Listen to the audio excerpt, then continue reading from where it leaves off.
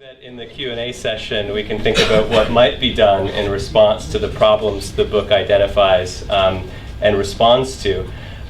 So I had a few questions lined up, but I think instead of asking those, I'll save them if the room goes quiet. So why don't we just actually open up to the floor?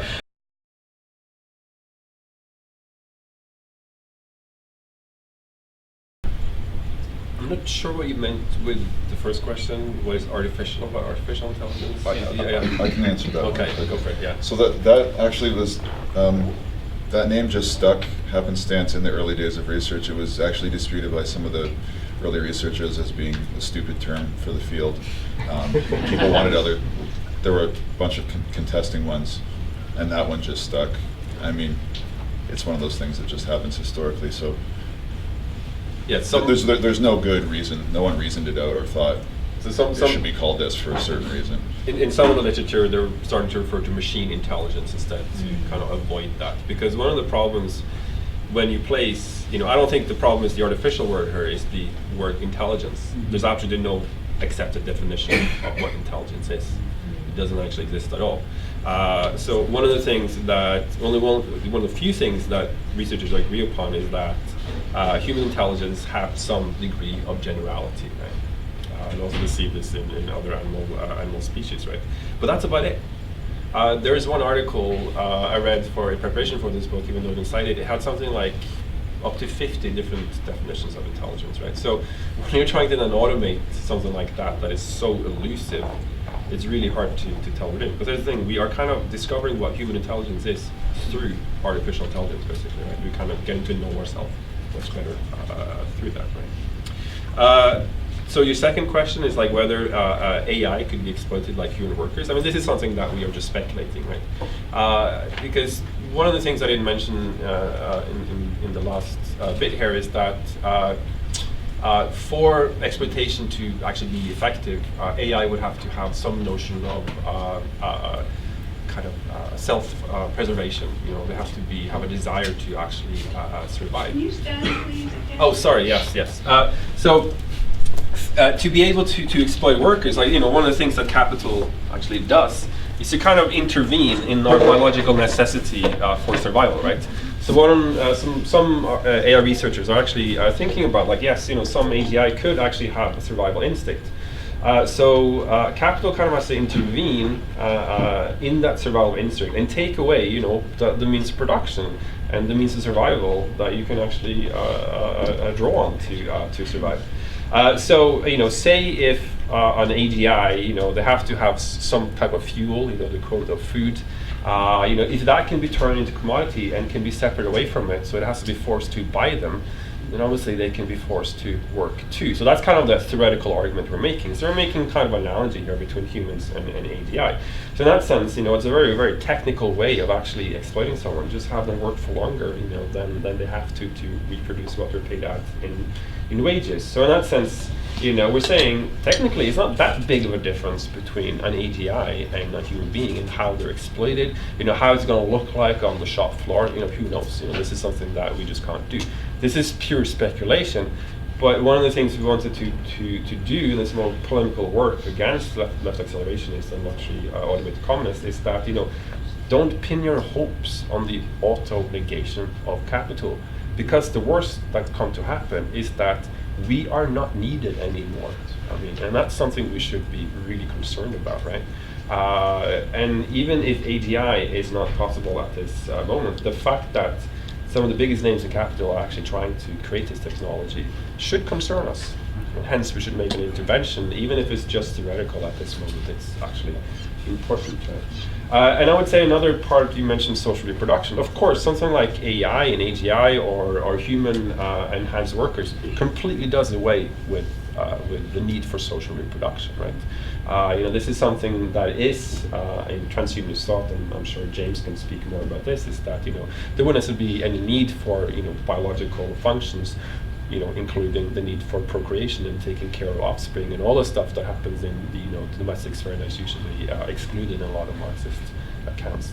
So I don't know if anyone wants to. One minor point, if it's too out there or not, but is that like a competitive technological compulsion to upgrade among different artificial entities could substitute some degree for reproduction, right? Because if you imagine you can't really reach into your body and improve it ad hoc, right? But theoretically, a machine entity could do something like that. So there'd be some sort of competitive pressure to increase performance through self-augmentation, buying new parts, etc., which would in some way be an outlay of cost for labor to have to spend money on, the same way that reproduction, maintenance of the labor power would be. Thanks, James. Thanks, Abby. Okay, we'll take another question. I would say, this is not thinking about class, right? Because one side of the, I'll say the distribution centers of Walmart and everything, they would be capitalists, and then the other side would be workers, right? And for that to keep continuing, you have to have a class that is dispossessed from the means production and have to sell the labor power to survive. Obviously, I would love for something like that to happen, that, these AI just says, like, let's just do away with capitalism because it's inefficient. And I think, it's an old argument that you find, for instance, in the Soviet Union, thinking that an alien species obviously would be communist because, capitalism is just inefficient, right? But what we're trying to do in this last chapter is to kind of warn against, this kind of, as Nick kind of point out, is that, the struggle kind of continues and history is on our side, right? So while I in an ideal world, I actually do like the kind of the Jameson's argument, about the People's Republic of Walmart, that these companies, they don't even need price to actually do what they're doing, and in a sort of enterprise resource management system, you don't need money to kind of send signals to what should be sent where for it to be produced, and so on and so forth, right? So they kind of have proved that you don't need money to organize production, right? But it still is. I mean, these firms are run on based on profit, right? So I question this. We shouldn't embrace technological utopianism. So but we're kind of erring on the side of technological dystopianism, right? That's a counterpoint, right? I don't know if that's.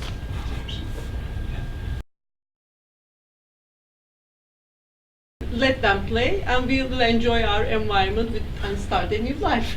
Well, I don't know how much of this is actually in the book, but we talked about it a lot, that this concept in one scenario is that humans would have the status that wild animals have right now, which is good luck.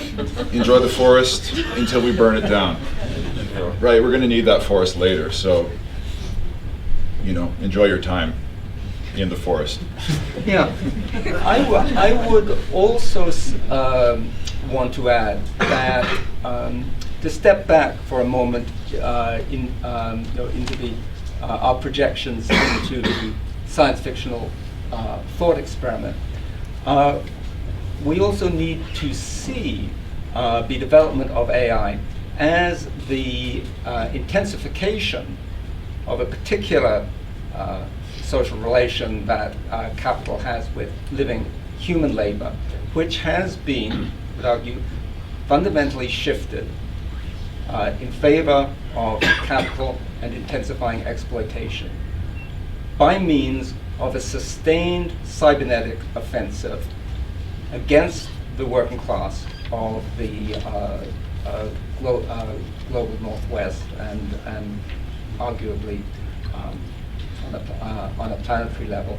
Since the 1970s, the increased processes of precarity, labor force polarization, and the development of intensified forms of propaganda as a technologically directed means decomposing working class strength and capacities for opposition to capital is not unique to artificial intelligence, but artificial intelligence represents a sustained amplification of those forces which have been in play over several decades, and I would argue have brought us to the critical situation that we've seen now countries from the United States, Britain, and throughout Europe, in which there has been a really seriously diminished capacity for opposition to capital under the aegis of neoliberalism. So there's a question of the far distant future relation, and there's a question of what is going on now. Thank you.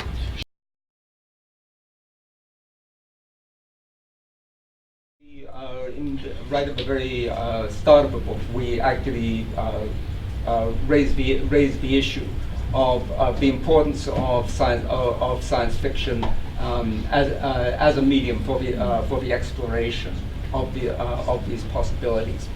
And what I would say is, at the conclusion of our book, we also attempt to make clear that while we critique AI capital as a form of inhuman power, we also see potential forms of opposition to it as themselves having to critique liberal individualistic forms of humanism.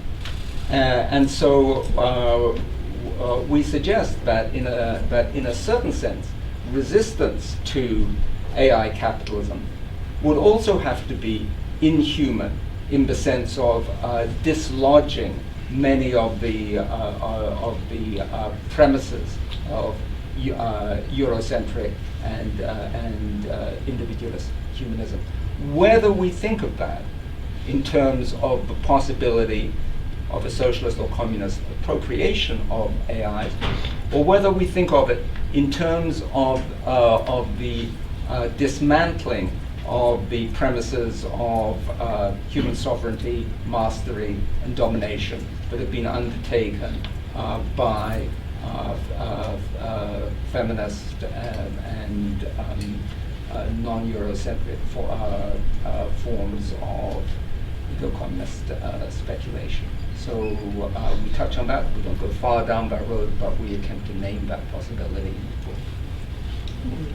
Just want to add to that in the sense that I haven't read Butler in a long time, but they keep seeing her name being popping up everywhere on Twitter again. Also, it's like, hey, maybe I should go back and read her now, because it's been several years. But we don't really directly engage with Afrofuturism. But what I do like about Afrofuturism is that, they're imagining a future, where Black lives actually matter, right? But they're part of the actual future, in an actual real sense, right?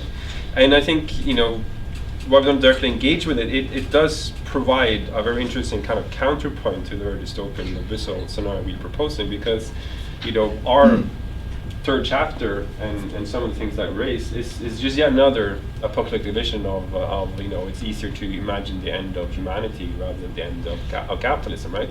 So drawing on feminist, indigenous, and Black, our Afrofuturism, to imagine that we're actually still part of the future and that we're kind of taking over the world, I think is really important, because as Jameson kind of argues, is that we have lost the ability to imagine and think about utopias. So taking inspiration from those sources of literature, I think is essential for a kind of future communist future, or even just navigating perhaps this horrible future that we are coming to face with the collapse of the environment and so on.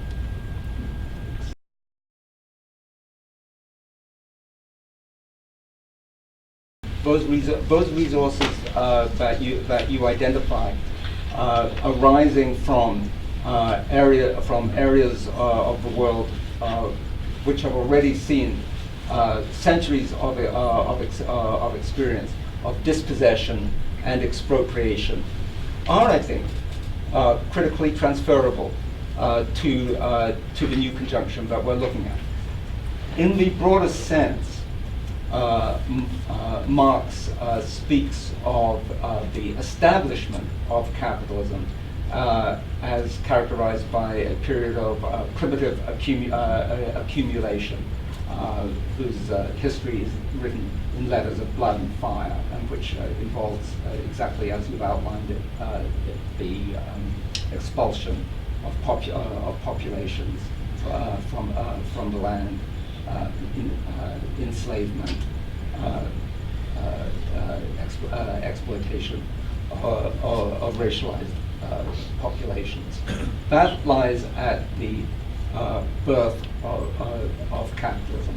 I think that what we are investigating in this book is not simply the question of primitive accumulation, which is, of course, as we know, ongoing around the world, but the possibilities of a new era of what we might term futuristic accumulation, in which we actually start to see the expulsion of populations, not from the land, but the expulsion of populations from the very social and economic fabric which capital has woven over the centuries, into which there is, in a certain sense, a new stage of human dispossession, in which, as we remarked, the social reproduction of the human becomes of diminishing importance to capital. So these are different moments going into and capital as we know it, and perhaps Mark will point out as capital goes into something which we do not yet know, but yeah, I think there's a transference which is really important. Thank you. Well, I just want to add one other point. Regrettably, one very powerful line of analysis of the effects of artificial intelligence on global work,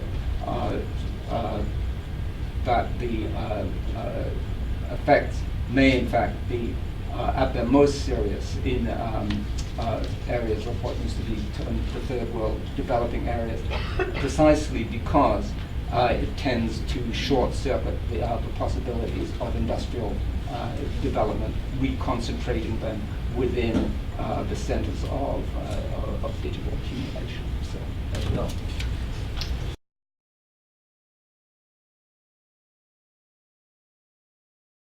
The issue of climate change at once presents us with some of the most powerful arguments for the development of AI and some of the deepest problems that accompany it. Because, of course, people in the AI industry and enthusiasts for its development will say, well, look, the very identification of climate change as a global problem, in fact, depends on massively complex computing systems for meteorological measurement, a vast machine, as Paul Edwards has put it, which is basically dependent on technologies such as machine learning. And then the argument is further frequently advanced that in order to monitor, meter, and alter our patterns of energy use, very elaborate AI arrays would be required for example, the control of renewable energy systems such as solar, wind, etc. I think those are powerful and important arguments. But we should also be aware that there are accompanying issues, which is precisely that of the energy draw of ubiquitous high-level computing. And there's now increasing discussion of the way in which machine learning, if it's widely adopted, promises to occupy an increasing quotient of a growing energy footprint. So I think it's important to put AI in the context of those sort of considerations. And we also have to think about the way in which the issue of the advocacy for technological fixes to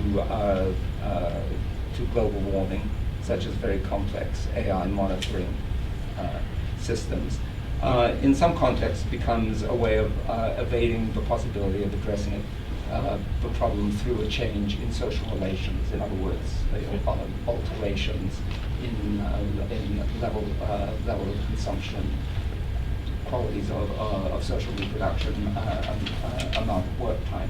so forth, and so on. So I think that the two problematics are in fact going to intersect, and we might have to be aware of paradoxical situations in which we see positive solutions to climate change, which in fact actually intensify the process of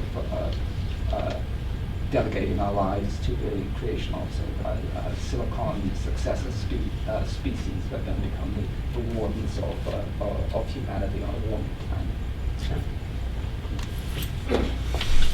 Okay, second question. So I've also noticed there is a lot of capitalist anxiety about AI. If you read Martin Ford?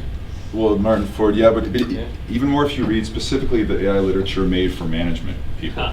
I read about 16 of these books recently, and the takeaway from all of them is that yes, AI is going to automate a lot of stuff, but there's one thing that humans will do, and we'll just make partnerships with the AIs and become like a centaur, like centaur chess, you know, humans and machines play together.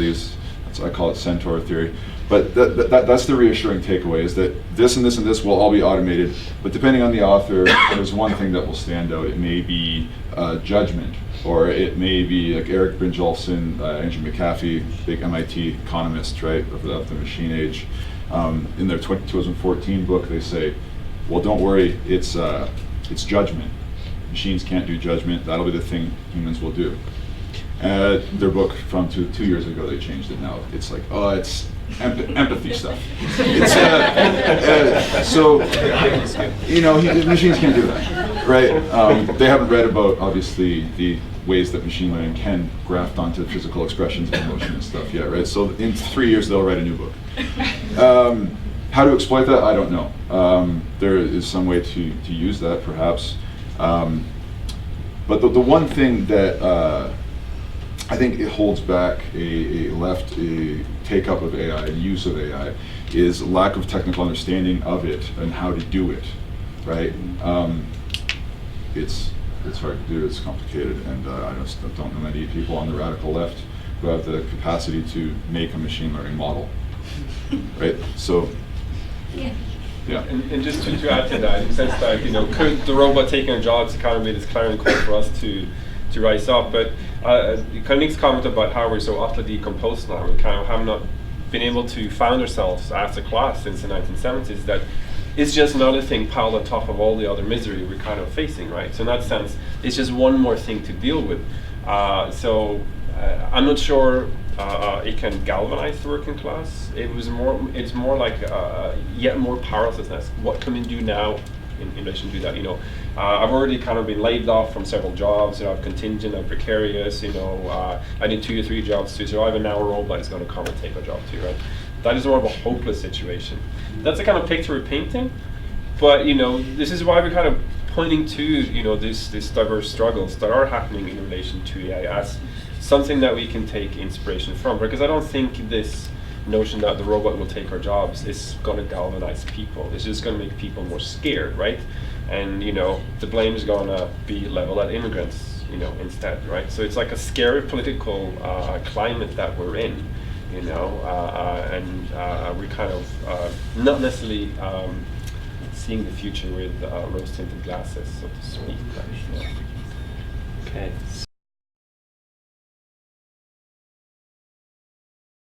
So one thing about the form organization, so this is a problem when the working class is continually being decomposed. So you know, the typical approach by especially autonomous and post-Operaismo thinkers to, you know, the notion of decomposition is that, you know, at one point the working class actually recomposes itself. You know, it finds new forms of organization, new confidence, and a way to actually effectively struggle against capital, right? So it goes in these waves of you know, the working class is composed, is decomposed by capital through technological innovation or, you know, some new form of organization.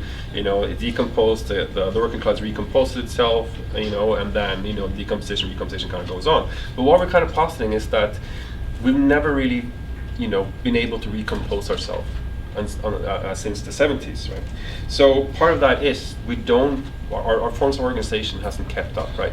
So we can kind of think about, the anti-capitalist movement from the late 1990s and early 2000s, through the square protest, the Arab Spring, Occupy, Island No More, Black Lives Matter. These are attempts at trying to find an organization that is kind of fitting of the struggle back today. But then it seems that we can never settle because things appear, or they are changing just too fast for us, right?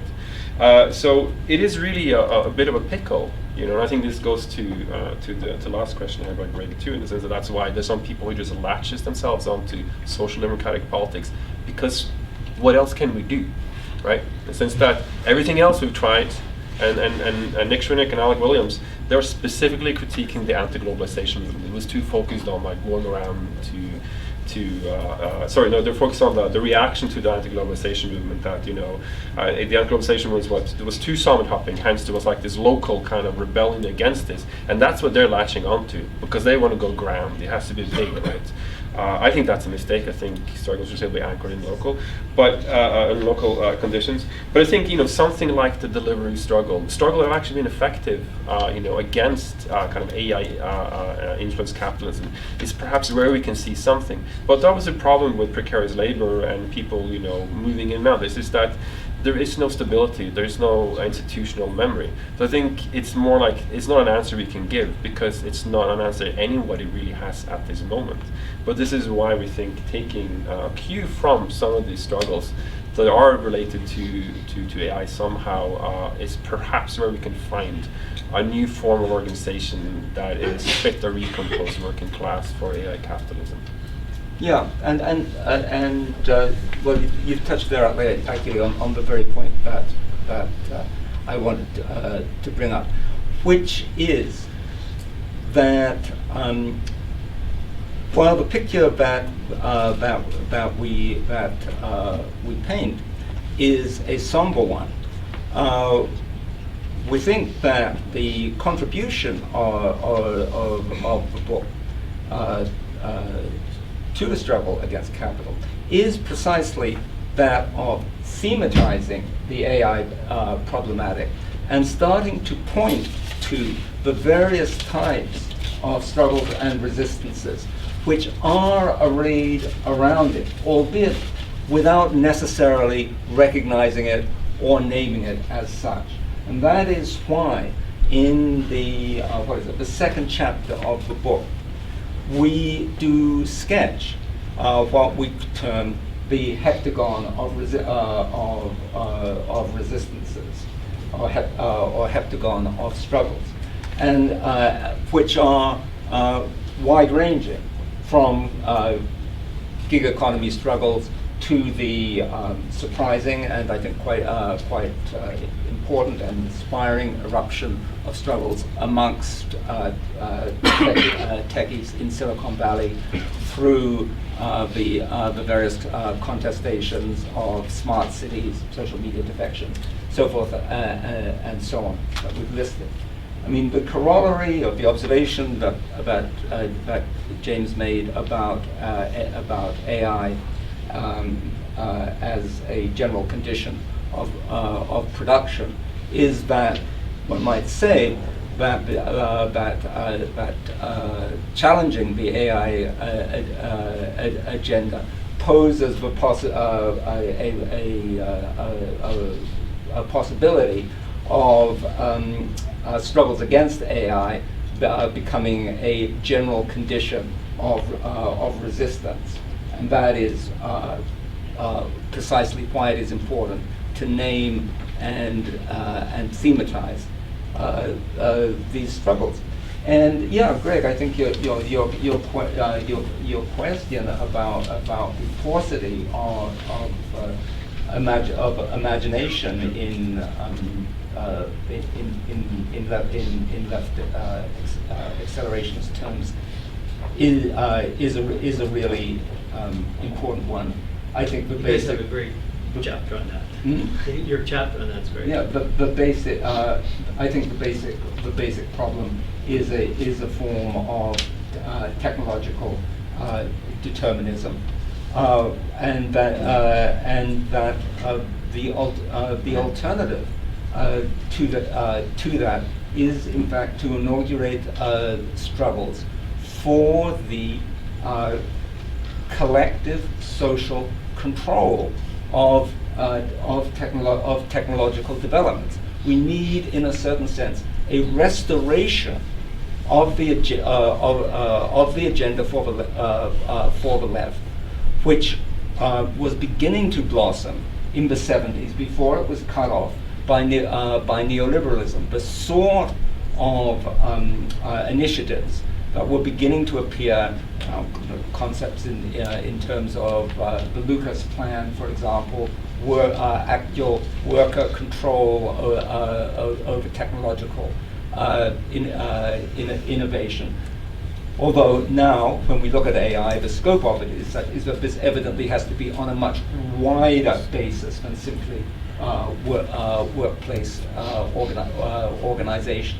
So that's really what we're saying about AI in this book. Is our critique of the minimalists is don't pretend this isn't happening, and our critique of the maximalists we're saying don't pretend that this technology is going to automatically bring